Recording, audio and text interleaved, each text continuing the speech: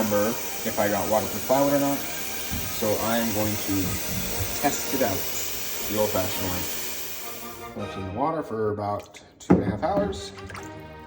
Looks fine, not swollen in any way. I'm gonna leave it out, let it dry. So after testing the plywood, I feel fairly confident that I can get back to sketching and I won't have to worry about the boat swelling up and sinking.